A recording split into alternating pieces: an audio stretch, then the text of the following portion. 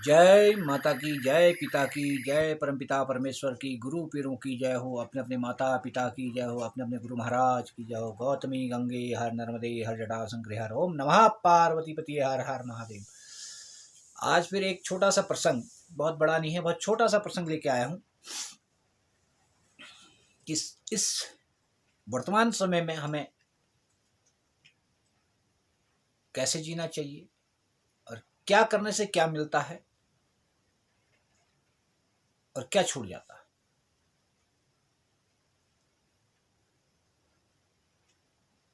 अगर आप लोगों को धन दौलत यश कीर्ति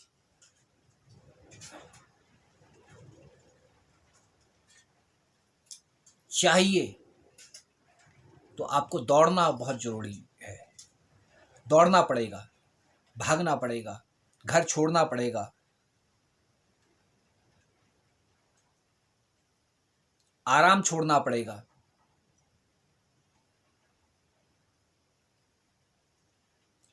तब चीजें आपको मिलेंगी। अगर आप ठहरे रहोगे तो मिलना मुश्किल है। ध्यान रखिए।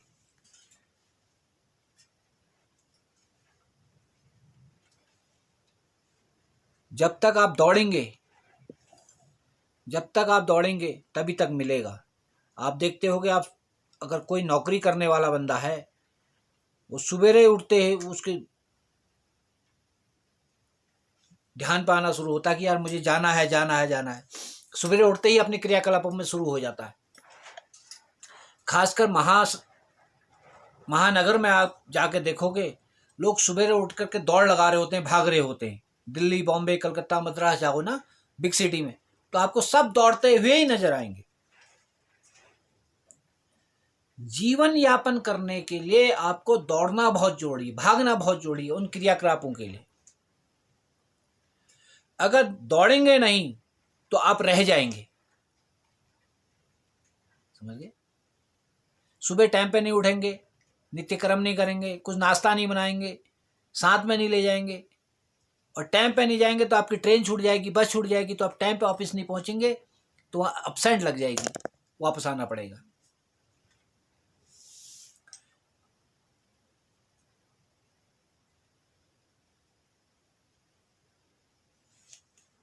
उसी प्रकार से अगर परमात्मा को पाना है, उसका जस्ट अपोजिट है।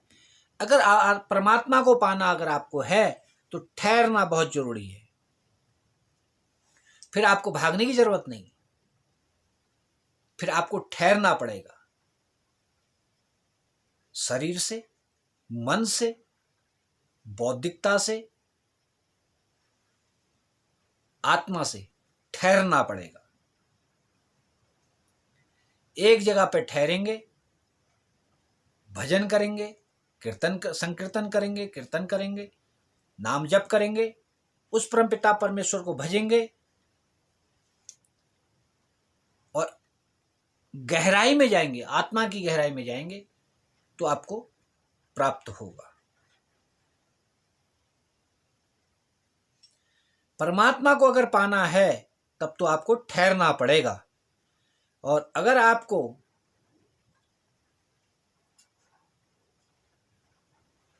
वस्तुएं चाहिए, आपको गाड़ी बंगला घोड़ा गाड़ी ना, बड़े बड़ी बिल्डिंगें चाहिए, पैसा चाहिए, आए दिन वस्त्र चाहिए, पार्टी में जाना है। आजकल के नया फैशन है कि बार में नहीं गए तो स्टेटस सिंबल नहीं होता, बार में जाना है, 2 पैक शाम को मारनी है। ये लोगों का, नए युवा पीढ़ियों का एक स्टेटस सिंबल हो गया आज को। शाम को 2 पैक मारनी है, बार में गए थे। अगर बार में नहीं गया तो कहेगा यार जीवन ऐसी रह गया। जीवन वो नहीं है बच्चा। तो उसके लिए भागता है इंसान, रात दिन भागता है। मिलता क्या है? बीमारी, सुख चैन छीन जाता है।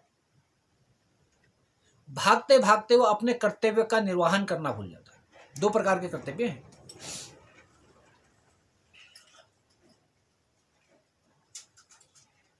वो अपने के लिए, स्वयं के लिए जीना भूल जाता है। वो ये भूल जाता है कि मेरा जन्म इस पृथ्वी पे क्यों हुआ है। मैंने एक बार बहुत पहले भी कहा था कि सबसे पहले हमें स्वयं को जानना चाहिए, मैं कौन, मेरा जन्म इस पृथ्वी में क्यों हुआ, और मेरा आगमन इस पृथ्वी में किस लिए हुआ, और मेरा कर्तव्य क्या है। जब तक हम ये नहीं जानेंगे तो हम भागते रहेंगे। भागते भागते भागते एक समय ऐसा आएगा कि हम उस समय भी शरीर की दिनचर्या के लिए भाग ही रहे होते हैं। शरीर से लाचार हो गए, बिस्तर में पड़े हैं, फिर भी नाते नाती पोते, गाय भैंस, जानवर, खेती बाड़ी के लिए मन से एक जगह पे भाग रहे होते हैं। संतुष्ट भाव नहीं होने का ये कारण है। अगर परमपिता परमेश्वर को पाना है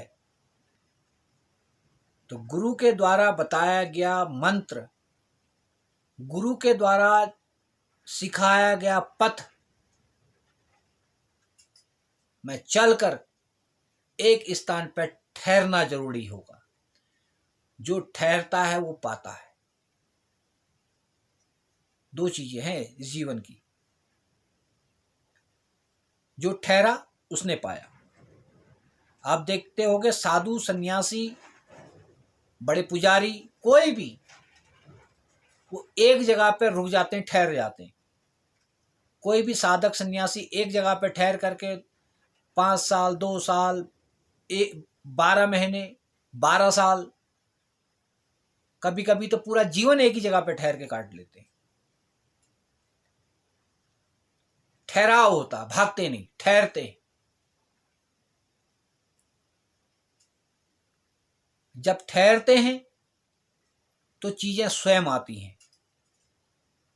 जब हम भागते हैं तो हम चीजों को लेने जाते हैं, उनके पीछे जाते हैं और वो आगे भाग रही होती हैं।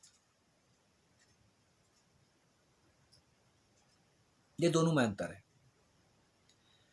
समर्पण होना, किसी के पीछे भागने में अंतर है। जब हम अपने इष्ट के, अपने गुरु के और अपने परम पिता परमेश्वर के शरणागत हो जाते हैं, जिसको आजकल के जमाने में कहते हैं सरेंडर करना।